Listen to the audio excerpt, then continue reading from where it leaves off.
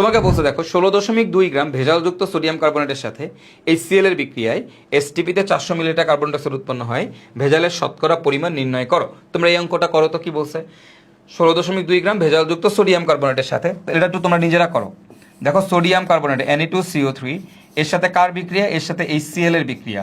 তো এর সাথে যদি HCl এর বিক্রিয়া হয় আমরা সবাই জানি কি হবে, সোডিয়াম যাবে এই ক্লোরিনের সাথে, তাহলে সোডিয়াম ক্লোরাইড।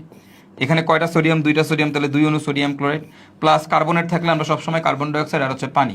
এখন দেখো এখানে কয়টা সোডিয়াম ক্লোরিন লাগছে? 2টা ক্লোরিন না?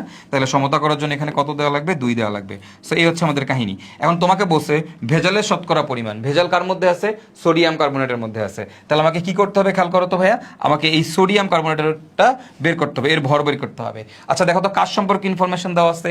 এসটিপিতে 400 মিলিলিটার কার্বন ডাইঅক্সাইড উৎপন্ন হয়, তাহলে কার্বন ডাইঅক্সাইডের সম্পর্কে ইনফরমেশন দেওয়া আছে। তাহলে আমাকে এখন কি করতে হবে? আমাকে এখন এদের মাঝখানে স্টোইকিওমেট্রিক ফর্মুলা অ্যাপ্লাই করতে হবে। তাহলে আমি এখন এখানে কি লিখবো? আমি লিখবো N of sodium carbonate NO2CO3 equal to হচ্ছে আমার N অফ কার্বন ডাইঅক্সাইড।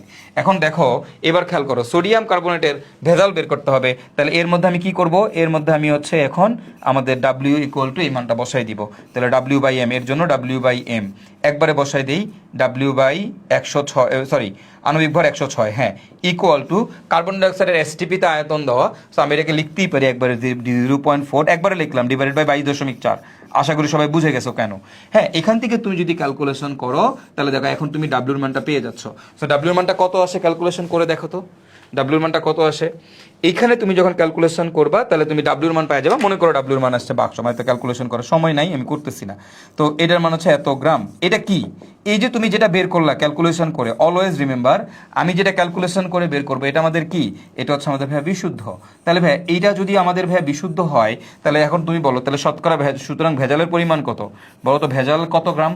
ভেজাল কত গ্রাম? দেখো আমার এখানে দেওয়া আছে 16.2 গ্রাম। যেহেতু 16.2 গ্রাম বলছে, এখন তুমি আমাকে বলো ভাইয়া 16.2 গ্রাম তাহলে ভেজাল কতটুকু? এই যে 16.2 মাইনাস কত? শতকরা বিশুদ্ধ। বিশুদ্ধর মান কত? বাক্স। ক্যালকুলেশন করো, করলে তুমি ভেজাল পেয়ে যাবা। তাহলে আমাকে বলছে শতকরা ভেজালের পার্সেন্টেজ কত। সুতরাং ভেজালের পার্সেন্টেজ কেমনে বের করো? উপরে ভেজাল, তাহলে উপরে যে ভেজালের পরিমাণ মানে 16.2 মাইনাস বাক্স, এটা হচ্ছে ভেজালের পরিমাণ, ডিভাইডেড বাই মোট ভর। মোট ভর কত? 16.2 ইন্টু কত? 100%। এখান থেকে ক্যালকুলেশন করো, এখান থেকে ক্যালকুলেশন করলেই তোমরা শতকরা ভেজালের পার্সেন্টেজটা পেয়ে যাবা, এবং করলে যেটা আসবে সেটাই হবে আমাদের উত্তর। ঠিক আছে? এইটুক বুঝতে আমার মনে হয় না তোমাদের কারো কোনো অসুবিধা আছে বা তোমাদের কারো কোনো সমস্যা আছে। ঠিক আছে? এতটুকু বুঝতে আমাদের কারো কোনো সমস্যা বা অসুবিধা থাকার কথা না। এইটুকু আশা করি সবাই বুঝতে পারছো। ঠিক আছে? এটুকু বুঝতে কারো কোনো অসুবিধা আছে? বলো তো আমাকে। থাকার কথা না, রাইট? আচ্ছা, ফাইন, ভেরি গুড। দেখো খেয়াল করো, এই যে অঙ্কটা তুমি করছো এই অঙ্কটা তোমার ভুল হয়েছে। এই যে অঙ্কটা আমি করছি এই অঙ্কটা আমার ভুল হয়েছে। এখন কোশ্চেনটা হচ্ছে ভাই এই অঙ্কটা আমাদের কেন ভুল হইলো? আয় হাই, কি বলেন ভাই, কোথায় ভুল করলাম? অঙ্কটাতে কোথায় ভুল করছো তুমি জানো? এই অঙ্কটাতে ভুলটা তুমি কোথায় করছো খেয়াল করো। এই অঙ্কটা ভুল, এই অঙ্কটা ভুল, এই অঙ্কটা আমাদের ভুল হয়েছে। দেখো কোথায় ভুলটা করলা, ভুলটা কোথায় করছো দেখো। এইখানে এই যে অঙ্কটা, এই অঙ্কটার ভুলটা কোথায় হয়েছে জানো? এই অঙ্কটা দেখো এখানে ভেজাল কত। এইখানে দেখো ভাইয়া ভেজালের পরিমাণ কত। দেখো ভেজাল হচ্ছে আমাদের 16.2 গ্রাম, এই পুরাটাই হচ্ছে ভেজাল। সুতরাং মোট ভর কত? মোট ভর হচ্ছে আমাদের এই 16.2 এর সাথে বাক্স যোগ করে দিতে হবে। এটা হচ্ছে আমাদের মানে ভেজাল যোগ বিশুদ্ধ, এটা হচ্ছে আমাদের মোট ভর সবসময়। দেখো ভেজাল কত? ভেজালই 16.2 গ্রাম। তাহলে সুতরাং ভেজালের পার্সেন্টেজ কত? দেখো ভাইয়া ভেজালের পার্সেন্টেজ হবে এই যে উপরে যাবে 16.2 ইন্টু হচ্ছে 100%, নিচে আসবে 16.2 যোগ হচ্ছে বাক্স। এইবার এখান থেকে ক্যালকুলেশন করলে তুমি যে অ্যান্সার পাবা সেটা হচ্ছে তোমার উত্তর, সেটা হচ্ছে তোমার উত্তর। এখন কোশ্চেনটা হচ্ছে ভাইয়া কেন, মানে হোয়াই, মানে আগের অঙ্কের সাথে এই অঙ্কের ডিফারেন্স কই? আগের অঙ্কের সাথে এই অঙ্কের একটা ভালো রকমের গ্যাপ আছে। গ্যাপটা কই জানো? শোনো, গ্যাপটা তোমাদেরকে বলি। যদি তোমাকে কখনো বলে ভেজালযুক্ত শব্দটা যদি আগে পরে থাকে পুরো অঙ্কটাই চেঞ্জ হয়ে যায়। ভেজালযুক্ত এই শব্দটা আগে পরে গেলে পুরো অঙ্কটাই চেঞ্জ হয়ে যায়।